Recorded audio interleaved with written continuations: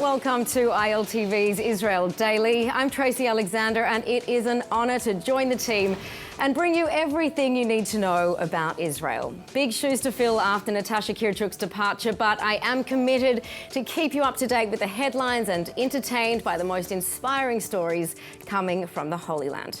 All right, coming up in today's newscast. Sparking worldwide criticism and threats from the Palestinian Authority, leading Prime Minister Netanyahu sets his sights on West Bank annexations.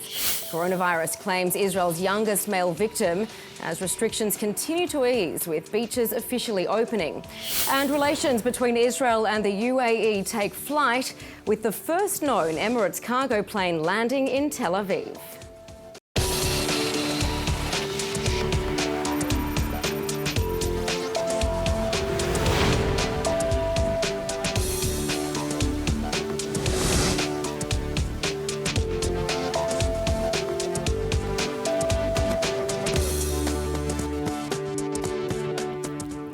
We begin in the halls of Parliament, where the new government's plans to move ahead with the annexation of Jewish settlements in the West Bank is causing a stir worldwide. Palestinian Authority leader Mahmoud Abbas threatening to pull out of peace agreements if Israel moves ahead with its plans to unilaterally annex up to 30% of the West Bank. ILTV political correspondent and anchor Aaron Porras has all the details. Aaron, what can you tell us? Well, Tracy, congratulations around the establishment of the new Israeli government were brief because it's straight to work, and there are already plans to present a schedule for annexations of Jewish settlements in the West Bank as soon as July 1st. You'll remember this in leading Prime Minister Benjamin Netanyahu's inauguration speech. צעד זה לא ירחיק את השלום, צעד זה יקרב אותו, כי את השלום אפשר לבסס רק אל האמת.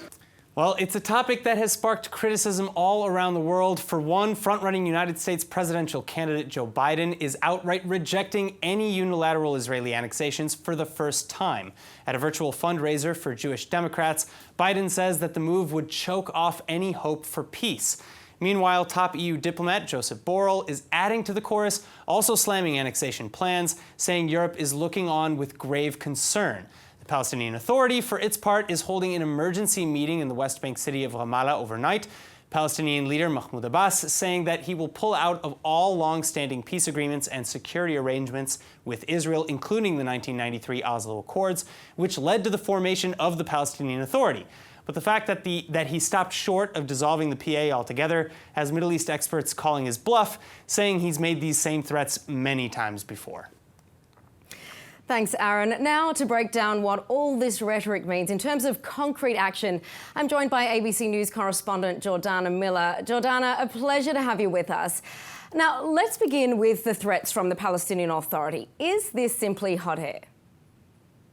It appears, Tracy, that it is hot air. You know, many of us have spent the morning talking to Palestinian officials, Israeli officials, and it appears that this is just another one of Palestinian President Mahmoud Abbas's threats. Now, perhaps he made it with more oomph this time, a little more firmness, but in the end, it would be such a consequential decision to pull out of the Oslo peace accords. In fact, you know, if he did that, the PA would no longer have any kind of legitimacy, because it is that accord that created the Palestinian Authority.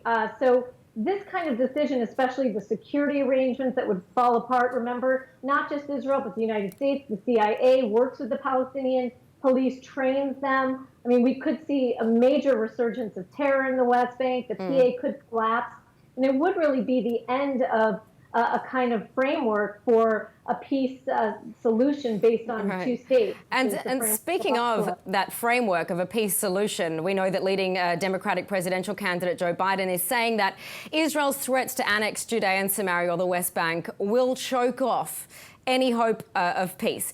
Now, Israel likely won't move forward with the move without United States support. So how much pressure is Israel under if it wants to move ahead under the current administration?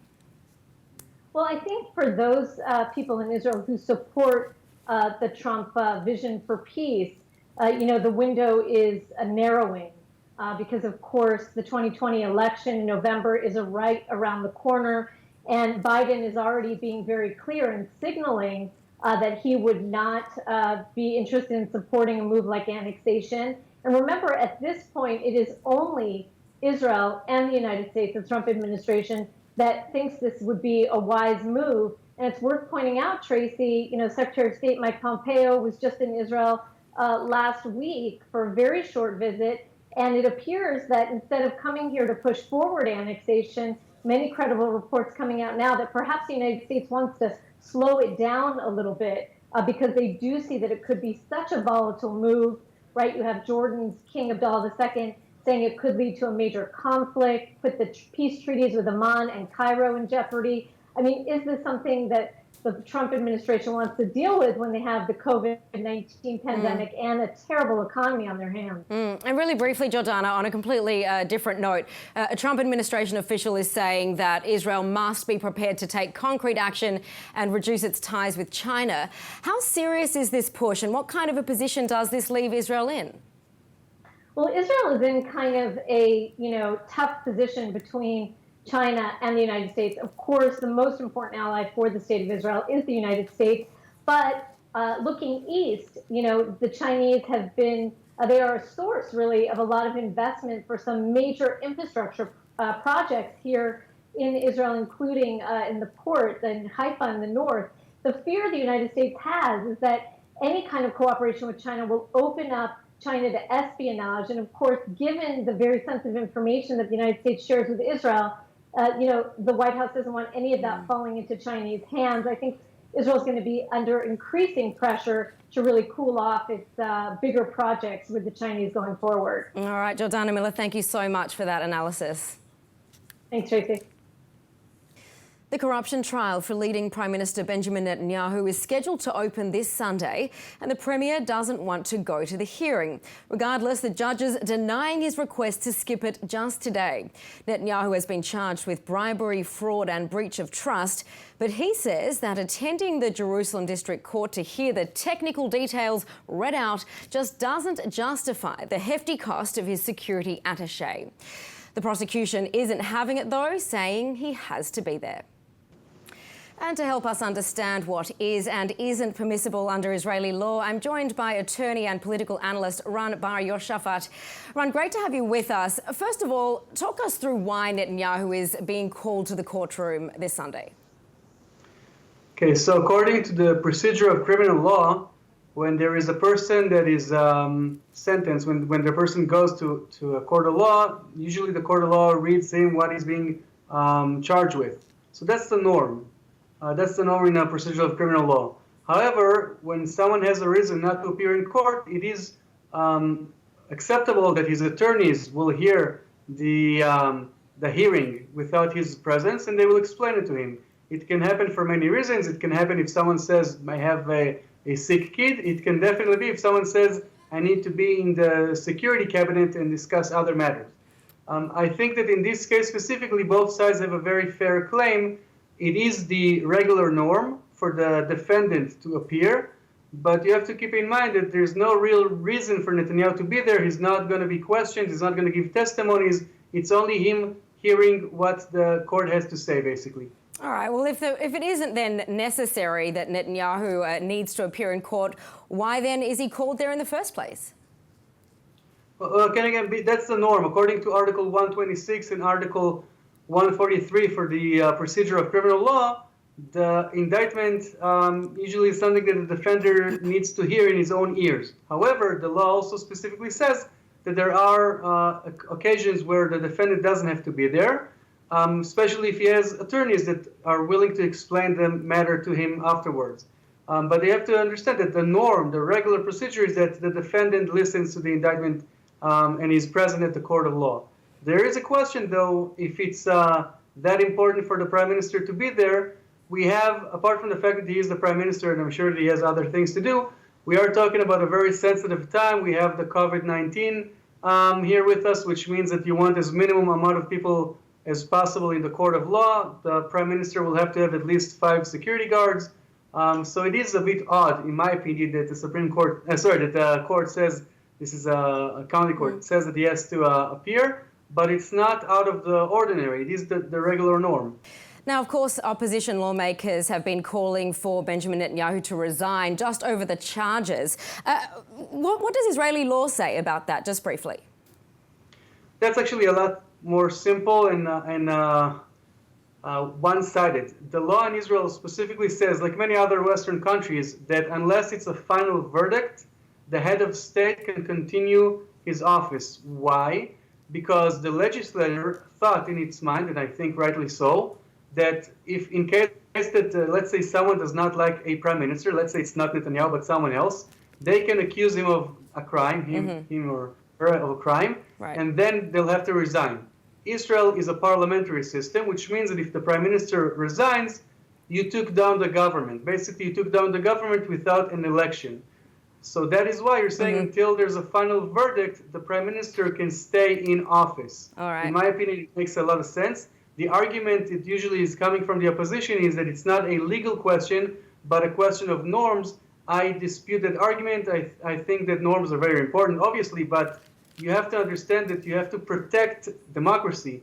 And if someone is being accused of a crime, it doesn't mean that he's necessarily guilty. That's why you go to court. Okay, Ran, thank you so much for that insight there. Thank you for having me. A 33-year-old man has become Israel's youngest man to pass away from coronavirus. The father of one succumbing to the deadly virus this morning. He reportedly suffered from a pre-existing chronic lung condition, and even before contracting the virus 2 months ago, he used artificial means to breathe. Now, as you can see, the fatality brings Israel's death toll to 277. Well, in light of that tragic news, if you were to wander around the streets of Tel Aviv, it would seem like coronavirus was more of an afterthought rather than a serious threat. Despite the restrictions for bars and restaurants only set to officially lift on May 27, already some have begun opening their doors. This Tel Aviv hotspot was in full swing overnight, and the patrons looked to be pretty pleased with the decision. And in terms of revellers jumping the gun before the official word from the government, well, we've seen that on the beaches too, which officially opened today. Our Emmanuel Kadosh went to check it out. The beaches are officially back after a really tough time and a crazy heat wave here in Israel. We are at the beach in Bat Yam. The waters are clear and we can officially start summer. Have you guys been coming to the beach before we were technically allowed to? Yeah, no. We just go down to see the sea, but we didn't sit down. So now that we can, because it's open, we're coming. אנחנו מקווים לקבל ים כזה, עם אווירה פסטורלית, עם כיף, אחרי תקופה מאוד רצינית שאנשים שהו בבית. הגענו לים היום פעם ראשונה, הבנו שהיום מותר, והחלטנו לבוא לפה לשבת קצת. הדבר היחידי שהמצילים צריכים לעשות זה לשמור על חיי אדם בתוך המים. יש פקחים בחופים שהם ידאגו לכך שיהיה ריחוק חברתי כפי שמשרד הבריאות ביקש. אנחנו משעה לשעה נכריז ונזכיר לאנשים שיושבים פה בשמש, כמו שאנחנו מודיעים לשתות מים, לא להתייבש, אותו דבר יהיה עם הקורונה. The beaches aren't as packed as they'll probably be over the weekend, considering a lot of people are going back to work. But now that you're allowed to go into the water, and it happens to be one of the hottest days in Tel Aviv, I'm going to do just that. I'll see you guys later. The weather is warming up, and so it seems are relations between Israel and the United Arab Emirates. In a historic moment, Etihad Airways flying the first publicly announced direct commercial flight from Abu Dhabi to Tel Aviv. But not all countries are on board with the decision, and Nittany Manson has the story. Making history, this commercial Etihad cargo plane touches down in Israel's Ben Gurion airport. Flying to Tel Aviv directly from Abu Dhabi, the plane, loaded with 16 tons of coronavirus aid for Palestinians. Israel's envoy to the United Nations, Dani Danon, tweeting the news, expressing hope that passenger planes will be next. This marking a major step forward since Arab countries have no official relations with Israel except for Egypt and Jordan. Israel has long been on a charm offensive with Gulf Arab nations looking to improve relations, and ties have been warming amid shared concern over Iran. Iran's supreme leader, Ayatollah Ali Khamenei, slamming the United Arab Emirates in light of the Etihad flight, taking to Twitter to accuse the country of committing the biggest treachery against their own history and the Arab world, saying that they've betrayed Palestine by supporting Israel. The Etihad cargo plane reportedly flying a roundabout route into Ben Gurion Airport through Iraq and Jordan rather than Turkey. An odd criticism from Iran considering the flight is carrying aid for the Palestinians. Well, in other news, Israeli border defences on high alert after yet another attempted border breach. This time, a man trying to smuggle weapons into Israel from neighbouring Jordan. In the smuggler's cache, Israeli forces finding 6 rifles, 9 pistols and several other weapons. IDF soldiers firing at their intruders, injuring one of them. He's been taken to hospital. The other has escaped back to Jordan. Hours earlier, a disruption on Israel's northern border. 2 Sudanese nationals trying to sneak into Israel from Lebanon, supposedly looking for work. They were captured by IDF soldiers and taken in for questioning. This is the second infiltration attempt from Lebanon in just 3 days. Israeli troops opening fire on a man crossing the northern border on Sunday. He was taken to hospital for treatment with light injuries. And for further details on Israel's border security, let's bring in Lieutenant Colonel in the Reserve, Sarit Zahavi. Sarit, a pleasure to have you with us. So what do we know about the reasons for these latest infiltrations? Because there seems to be mixed motives. That's right. There are different interpretations to this. On the one hand, it looks like there is no connection between the 2 infiltrations of Africans from Lebanon into Israel in 1 week. Maybe because of economic reasons and searching for work opportunities in Israel. And the Shepherd, which is, by the way, a regular incident on the northern border, the Shepherds cross the blue line. Yes, there could be another option that all of this is coordinated by Hezbollah, which is trying to kind of normalize a situation that there are many provocations and breaches of defense of the border to create a situation that eventually will lead it to a terrorist attack along the border. Of course, because we're talking about civilians here, but Hezbollah is in fact Iran's proxy in Lebanon. So we know there are many forms of threats to Israel on its northern border. Is border infiltration a particular method of intimidation that Hezbollah uses? I believe so, but again, not everybody agree with me. I believe definitely the first one with the breaches of the fence and creating 3 holes along the fence was definitely a message to Israel that Hezbollah knows how to approach the fence and create damage in the fence. I think we should wait and see next week because it's going to be 20 years to the Israeli withdrawal from Lebanon, and probably we will see more provocations that are specifically by Hezbollah with the clear signature of Hezbollah. And one of the major threats to Israel, especially in its northern border, of course we've seen it in Gaza as well, are tunnels. How does Israel monitor this threat on the northern border? This is part of the routine on the IDF since they have found the tunnels a year and a half ago to make sure that there aren't any further excavations along the border, of course with the cooperation with the UN. This is an unbelievable project, by the way. The depth of the tunnel, the length, one of them is almost a kilometer long in terrain which is extremely difficult to excavate. And I believe that if Hezbollah will try to go back and work in these areas, IDF would know. Now, as we see tensions continue to increase with Iran, we're seeing continued cyber attacks. That's one form of an escalation. Iran's, of course, irritation at Israel's warming of ties with the Gulf states. And now with leading Prime Minister Benjamin Netanyahu's threats to annex the West Bank settlements, is there concern we could see an increase of activity on the northern border? Because of the annexation, I'm not sure this is the issue. I always say that Hezbollah will fight the Israelis until the last drop of blood of the Palestinians. So only if it gives advantage to Hezbollah to do something around the annexation, they would do so. But the question should be, what's the Iranian interest in creating provocations and escalating the situation along the northern border of Israel? And we do hear a lot about the Israel-Gaza border as well, but less so about the north. And of course, we're pointing to Iran, one of Israel's greatest nemesis, I suppose you could say. Is there a difference in the way that Israel treats the level of threat on each border? Definitely. You mean Lebanese and Syrian, or Lebanese, Syrian, and Gaza? And Gaza, yes. Definitely, of course, we understand that the capabilities of Hezbollah in Lebanon are different than the capabilities of Hamas. And I think that we are much more cautious in getting into escalation when we speak about Lebanon, because we know, and Hezbollah knows, by the way, both sides understand that a provocation that would lead to civilian casualties may cause to a deterioration that nobody is interested in. All right, Sarit Zahavi, thank you so much for being with us and for that insight there. Thank you very much.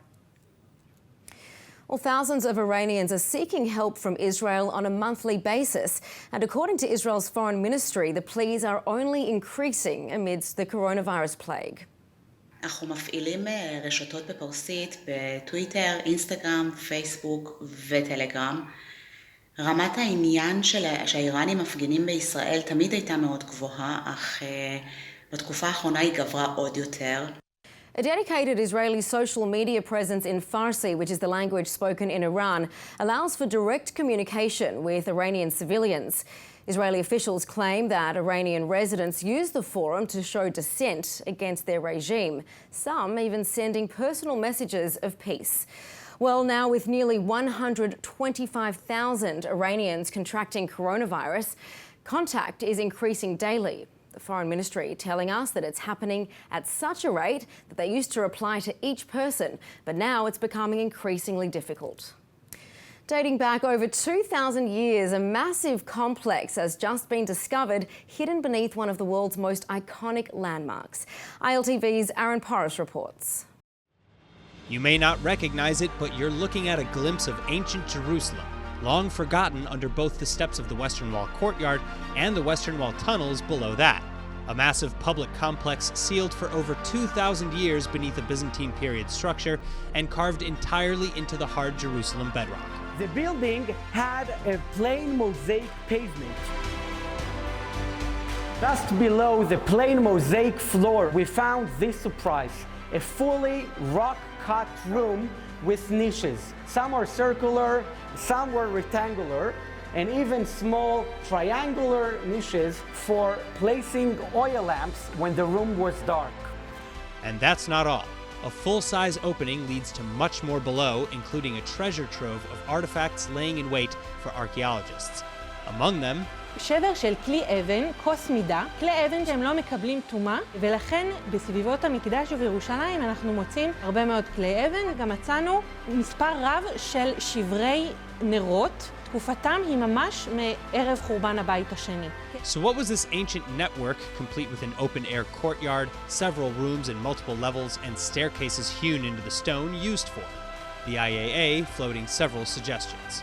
Did it used for people to live here, or did people store here food or groceries to an upper building that did not survive? Another possibility is that this system was used for hiding during the siege on Jerusalem 2,000 years ago when the Roman legions conquered the city. But whatever the case, the Israel Antiquities Authorities is hoping to open this newly excavated site to the public as soon as possible. All right, let's take a look at the weather forecast. Temperatures are dropping, but it almost doesn't count when it's this hot. At night is where there's some real reprieve. In Tel Aviv, we'll see a low tonight of 73 degrees Fahrenheit, that's 23 degrees Celsius, and we're headed for a high of 98 degrees Fahrenheit tomorrow, that's 37 degrees Celsius. Luckily, it's now legal to get in the water if you need to cool off at the beach. Not that that's stopped Israelis since the heatwave hit, let's be honest. And now before we go, let's take a look at what's going viral in Israel.